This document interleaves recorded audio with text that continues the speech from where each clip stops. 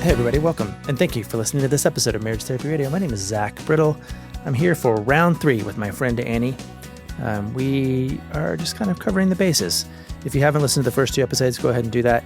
In our first chat together, we covered kind of the chronology of a marriage, how that unfolds over time. In the second one, we talked about complex trauma. Today, we are talking about titration, which is a word that Annie taught me, and how it works to grow incrementally in a relationship. I'm really grateful that Annie joined me for these episodes, and I'm glad that you got to meet her. I hope that you have a couple of takeaways that will stick with you as you think more about how to do your own relationship in your own world. But for now, this is a very cool conversation. Stick around. Hey, so this is your 3rd podcast. Did you listen to your first 2 podcasts? No. You haven't even listened to yourself? No, I haven't even told anybody.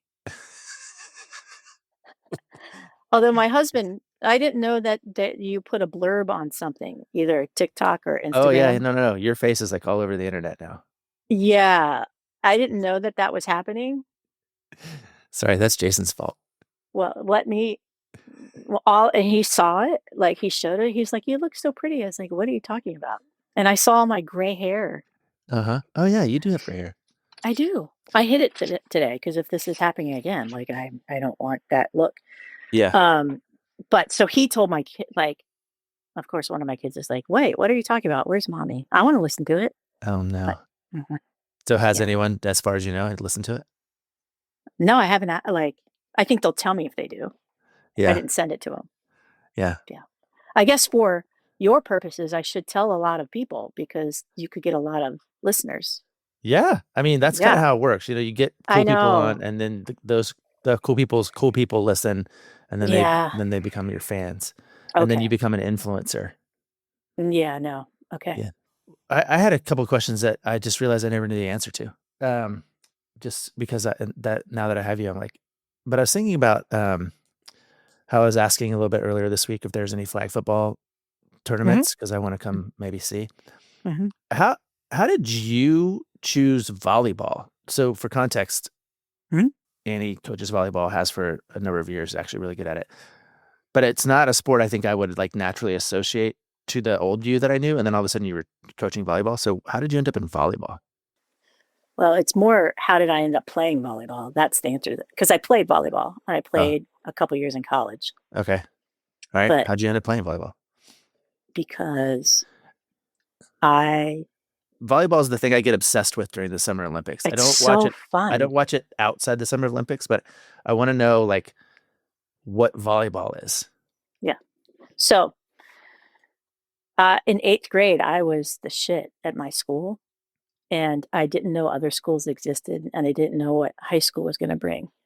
And so I entered high school, and there was another girl who was great at basketball, and my first love was basketball. And she was so good, and I was intimidated by her, and she didn't play volleyball. So I played volleyball and excelled. Yeah.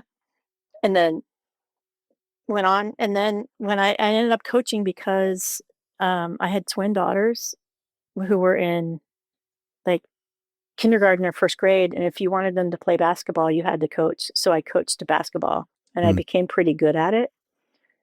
And then I went to a volleyball assessment, and it was run poorly. And then I realized, okay, I'm really good at coaching basketball, but I hate what it does to my body.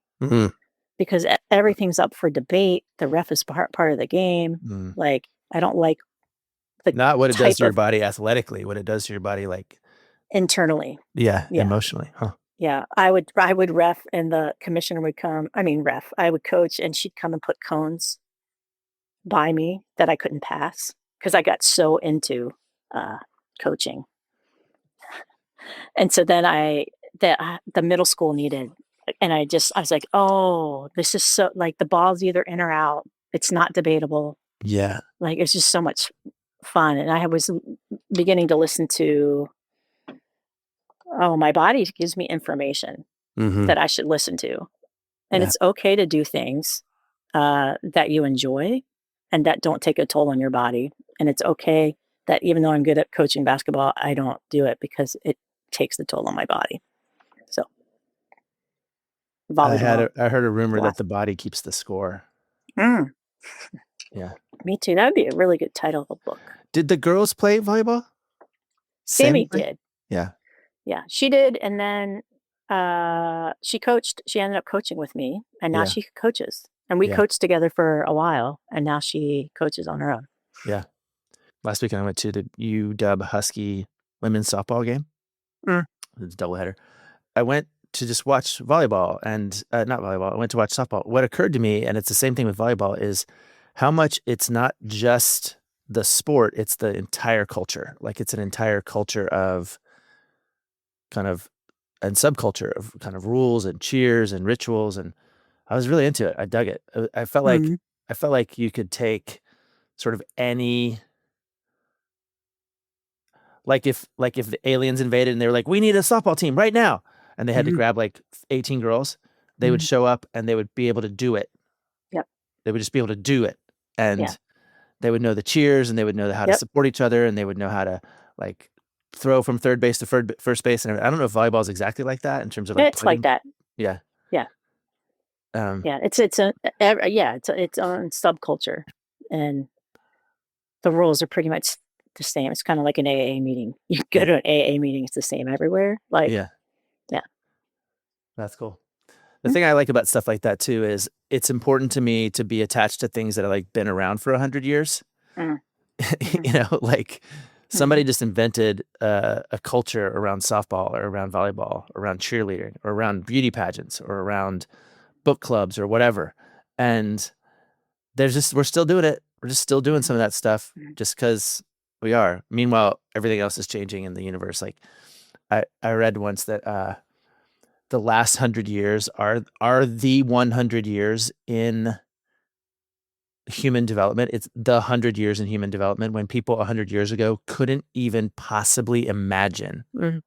They didn't have the capacity to even Mhm. imagine what 100 years in the future would look like. Mm. You Mhm. know, even people before that, they could imagine it. They might be wrong, but it would include things that were visible evolution of Mhm. their thing versus Mhm. what we've done with the cloud and the social media and with satellites or whatever. It's insane. So why is it important for you to be connected to things that have been around for hundreds of years? I think because I need to believe in the long game. Like I need to believe in that the stuff you do at the basic foundational level matters. Because if you don't, then we're just all making it up as we go, and that feels really distressing to me. I get that. Yeah, yeah. So what we do sometimes is we just banter. We talk about nothing for a I while, and then know. we switch over to the topic. And I don't know that we I'm not had sure one. what the topic yeah, this is That's I okay. didn't know. That's pretty I was normal. surprised that we did a third because I was like, I don't know what we're talking You about. you you did all your best stuff. You did all your best stuff. You've been teaching me a new word that I'd be interested to hear more about, which is something that you wrote down. What is it? Titrate? I don't even know what that is. But well, I know what it is because you've told me a couple times. But I'm interested to know why it's top of mind for you, particularly when it comes to thinking about how relationships work. Yeah, I have a Titrate. Titrate. Yeah. yeah, or Yeah. titration. Yeah. Yeah, I have a client he's super, super smart, probably the smartest person I've ever known. And he was out to prove Oh, to me that that wasn't a word. that's a And that's an interesting cocktail party question. Who's the smartest person you've mhm, ever known? mhm. Sidebar. I'm gonna think about it. Um, so titrate is the word that's used to describe when you get an IV at the hospital and you have Mm, a bag of fluid and you need fluid, and titrate the word that when it does drip, drip, drip. So it's mhm, um, a slow burn, pretty much mhm, because think about it. If and this is goes right to our topic of marriage, like because if you didn't titrate that fluid into you and they just opened it up, it would flood your system mm, and it wouldn't be good for you. And one of the things, like I heard a marriage conference once, probably 20 years ago with this title, and I'm like, "Oh, that's such a need." And it was, "I do now what?" mm. And Oh, do now and I'm what? like, "Yeah, nobody's teaching us how to titrate into marriage." Mm, Like, we have these 2 talk about so you have a softball team and a accounting firm merging Yeah. their cultures, Yeah. right? Yeah. And that should take a very, very, very long time. Yeah. And nobody's really telling us to like, Huh. hey, start an 80-year conversation. Mm-hmm. Yeah. I kind of was told that when I was, all my fears were on full-blown monkey tilt, and I was trying to convince my colleague's wife that I shouldn't marry Matt because of this, and this. And she goes, yeah, I see those. And she said, and if those things are still true in 20 years, then you might have some issues. Yeah. But she's like, yeah, marriage takes time and time takes time. But for people who get married with a lot of either big T trauma or complex trauma, the concept of time needs to be really taught. Hmm. It would have been helpful. Mm-hmm. Like that comment 26 years ago was very helpful to me Yeah. because everything felt immediate when I got married. I feel like I can't remember if I said this to you over the last couple of recordings, but did I tell you that one of my new questions right now is when does the future start? Mm-hmm. When does the future start? Right? Because couples come into our practice and they want a different future. Mm-hmm. When does that start? Oh, after our kids graduate. Oh, Mm-hmm. after or when. I'm like, okay, because the idea that I think here's another thing. Like I think I'm actually grappling with this. This is notable. The song right now that Madison has requested is a song that reminds. What is it exactly? Hold on.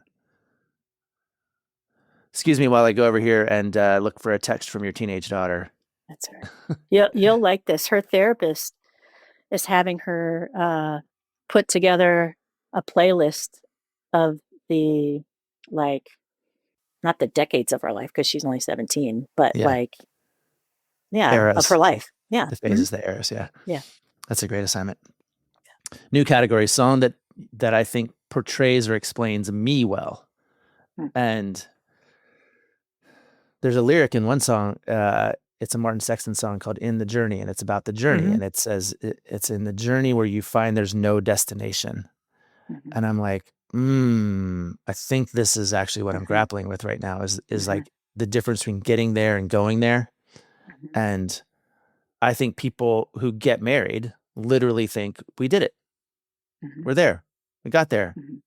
It's the end of a very long, stressful, expensive process. So we've arrived. And I just am like, yeah, no. Yep. No.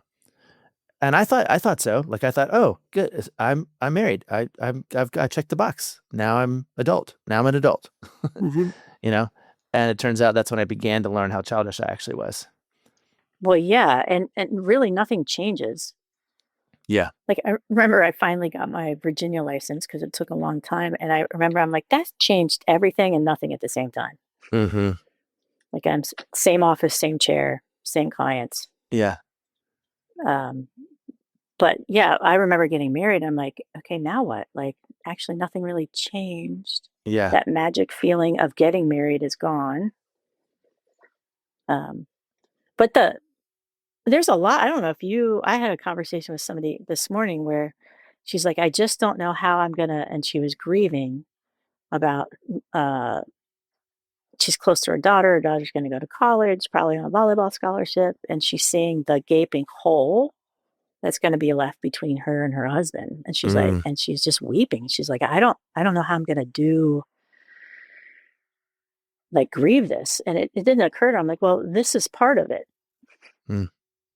Like, that's the whole future thing. She was thinking like, how am I going to grieve this? I'm like, well, this conversation is part of that. Yeah. Future starts now. Yes. The future is now. Yeah. Dun, dun, dun. Dun, dun, dun. Don Hudson. So we go back to titration and we've got these, sort of dramatic shifts or notable shifts in any version of the relationship that sort of calls for immediacy or calls for, urgency? Like, where does titration begin to fit in as you think about it clinically? This is, and maybe I'm forcing this, but there's one thing. This is the last time I'm going to be on here. And I'm like, we need to bring up the whole defensiveness in marriage I love it. It's my because favorite topic. I love defensiveness because of what I've learned about it. Okay. Because it's typically a bad thing that we're defensive. And it's actually a good thing for the person that's being defensive. Because if you think about it, I'm defensive because there's a part of me that needs defending. Mm-hmm. Right. And it's Mm-hmm. changed the whole thing. Like, so that means I'm doing something good for me. Yeah. But I don't know that until somebody says that, has that information. And all of a sudden, when Matt gets defensive, I can go, gosh, there's a part of him that needs defending. I wonder what part that is. And that's a whole different conversation. Mm-hmm. Then you're Yeah. defensive. No, I'm not. And that typically, sometimes that defensiveness means you're outside your threshold of tolerance. Mm-hmm. And that's where titration comes in. Okay. So I have a threshold of tolerance. So when I got married, my threshold of tolerance for emotional closeness was -10. Mm. And I was married, and that was a dilemma. Mm-hmm. And if somebody had just said, like, expose, right, you're going to have to titrate, meaning you're going to go, you signed up to go swim in the deep end. You first have to learn what water feels like. Mm-hmm. Yeah. Because I was extremely defensive when I was newly married, extremely. And I can look back at kindness. I'm like, right, because I was so scared. And I felt Yeah. like I was at stake. So I needed to defend and keep me safe because I felt like I was in danger. Yeah, I'm into it. I can think of so many ways this attaches to ways I talk about it with people. But how do you invite people into that? What I've found is I kind of have two kinds of clients. I have, this is not fair to my clients, but let me just say, because this is not strictly true, but like I have two kinds of clients. I have clients that kind of are capable of doing the work and clients that aren't capable of doing the work. I have clients who are like in therapy and they feel good about being in therapy because somebody told them they should go to therapy and therapy is the thing that they're doing and it feels like the right thing. And they're grown-ups and they pat themselves on the back for going to therapy. And then I have other clients who are like, now what did you say? And yeah, we tried that out and it didn't go. And I don't know. And gosh, this feels really hard because I do want to go from -10 to +10. And I use a grading scale. I go, people don't go from F to A+, Right. Yep. They go from F to D-. And by the way, Yes. because of the kid I raised, I'm like, and when they get a D-, you're like, this is amazing. Yeah. Thank right. you so much. That means you Good actually job. took the test. Yes. Yeah. You were at school? This is cool. So, Zach, that scale is what titration is. yeah. Yeah. Okay. It's backing them up because you can't, the body can't handle that stark of you can't go from F to Yeah. Or you get the bends, right? That's A. another version of it. Where Right. if you're down and under pressure and you just kind of come up, your body can't handle it. Yeah. Okay. So you've got this lady, she's at the back end of her marriage. Her kids are about to leave and she's trying to figure out how to do the second half with this guy that she barely knows. Can she start titrating there? I mean, is there enough hope for folks who are in this? Well, it's interesting because she gave great imagery. She said, I feel like as a mom, I'm the book, The Giving Tree, and I'm a stump. And my husband is also, he works really hard on behalf of us, but he's not part of us. So he's his own stump. And then, so I was like, oh, that's a good visual. So can you start with, because this is where you are, you're two stumps next to each other. You're not touching each other, but like you just named your starting place, and just naming your starting place can create the bottom of which you want to move up from. But until you can name where you actually are, that's why naming is so helpful. Yeah. Because it's an is, and you have to resist. And she's like, I know, and that's so bad. I'm like, nope, it's not so bad. It just is. Yeah. Okay, there's two things that I still want to do. By the way, I'm sitting in my backyard, and in my backyard, there is in front of me, through the wall in front of me, there's a tree that when we moved into this house, it was a stump. Like it literally just was they had cut the tree down to sell the house. So it was a fresh stump. Now it's a stump with an entirely different tree growing out of it. Oh, wow. Yeah. It's Yep. like, it's a whole different genre of tree, and the root system is in the stump of the old tree. Wow. Which has happened over 20 something years. And it's a hybrid. So it's kind of a it's That's kind cool. of a titrating tree or whatever. But I want to go back to, but when you say something like that to her, hey, we're just two stumps here, does that encourage her? Is it encouraging? Is it discouraging? Well, it's helpful. What's really helpful is if the husband can, like, you want to get, and you're like, I've used a lot of like your pairing and repairing imagery. Yeah. Like you want them on this reading the same book and kind of on maybe not the same page, but the 2 pages that are next to each other. Mm-hmm. So what would be necessary is to hear if her husband connects with that imagery. Yeah. Because then if he does connect with that imagery, that's for a woman, that's a lot. Yeah. There's just some safety in knowing, okay, like it's not that we're our 2 stumps, it's that we're in agreement, we're on the same page of that, and that is a point of connection. Yeah. I do think that that's a big thing. Like the idea that we have the same thing that we're working on. Yes. Or the same we're living in the same reality. Yeah. And that connects to a second thing that you were talking about, that you said, that I really do want to circle back on, which is this idea is, what did you say? There's power in the naming. Yeah. I was talking to one of my clients yesterday, and, she said, okay, fine, I can see that, but now what do I do with it? And I'm like, I know. Right. But the awareness, the naming, actually, what it does is it changes your vocabulary. Then it can change the way you open your mouth. No, and you also that begs the question, well, what do you want to do with it? Oh, that's but until you know what the it is, you can't ask that question. Yeah. This is a little bit of cheating, because I think the it in my office anyway is intimacy. I want intimacy. How do I get that? Through awareness. And, again, it's sort of, I said, awareness helps you decide how to open your mouth, what to say when it comes out of your mouth. Because if you're not aware, you're just going to say, I'm defensive. I feel attacked. But if you can slow down long enough to appreciate that, I say this to my clients all the time, feeling attacked isn't the same as being attacked. Yep. But it's interesting. Where you have to dignify, though, is I'm going to feel defensive for a couple reasons. One is I'm being attacked, so I have to defend, or the system that I have put in play to manage pain and fear is being attacked. The system and my soul doesn't know the difference. Manage pain and fear is being attacked. My soul doesn't know the difference. Okay. No. So if I have a client who's a really good person, a good dude, right? And so, but that good dudeness has allowed him to avoid a lot of his own fear and pain. So in conflict with his wife, and she exposes where he may not be a perfectly good dude, that system that he's put in place is being attacked. So here we have 2 stumps. They're defending some system.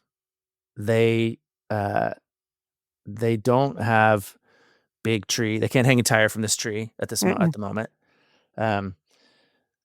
They are armed now with awareness and common language. And now they just show up. Well, now you ask them, well, what do you want to grow into?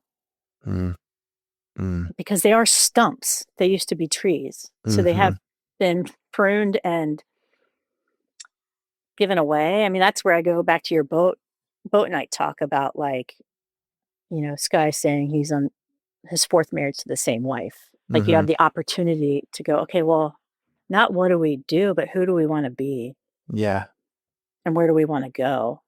But that's why it's so important to, like, make sure that you have a common language that you agree with, because if you don't agree, then you can't go anywhere.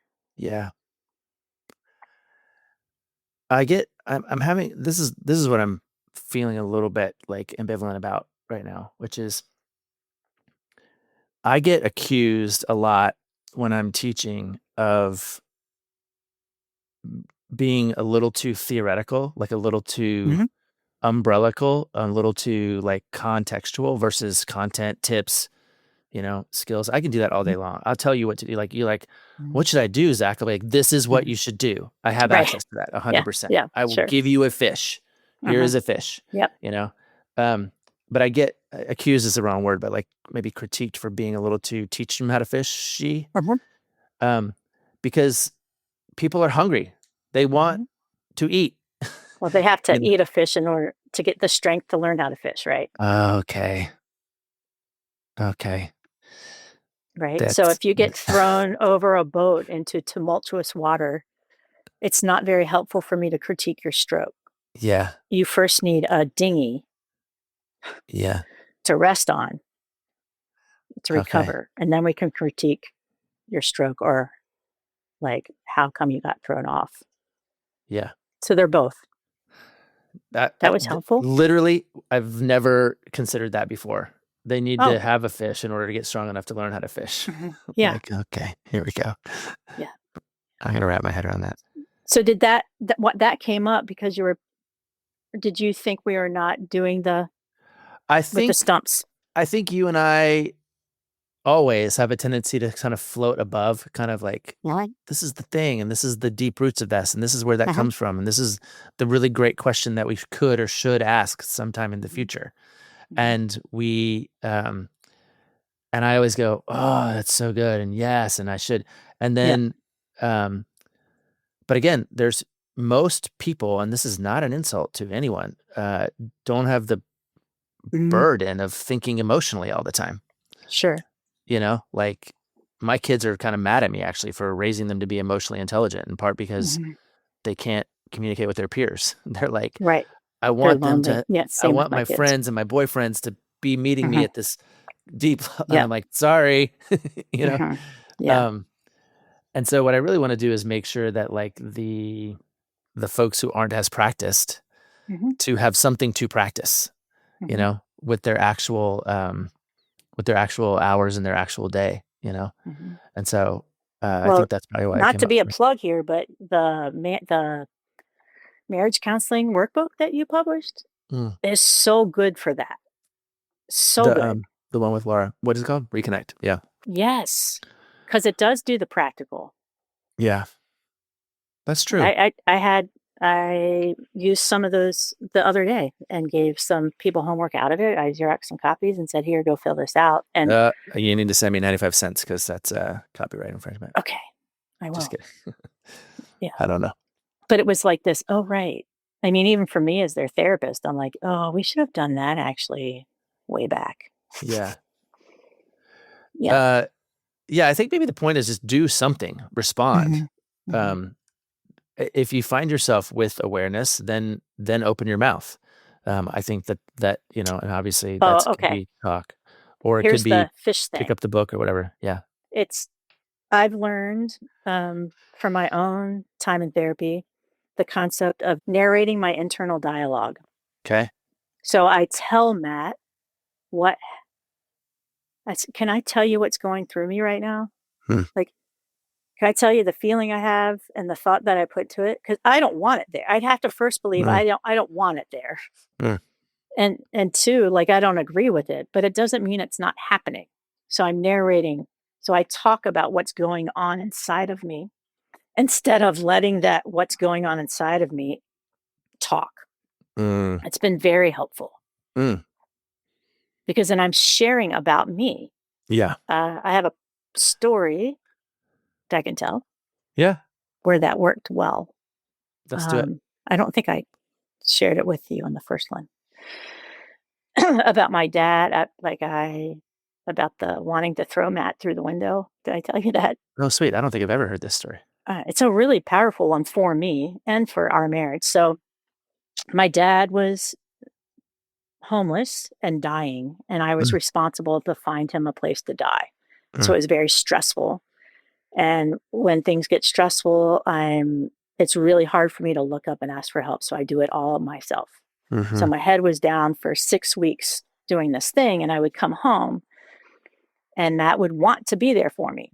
And I'm not ready for anybody to be there for me yet. And so I walk into the office after spending some time at this hospice hospital, and he's sitting at his desk, and behind his desk is a window. And all he said was, "How are you?" I think I do remember the story. Yeah. And inside of me, I screamed, "Get the F off of me," and pictured me pushing his chair back and through the window. But that's what happened inside.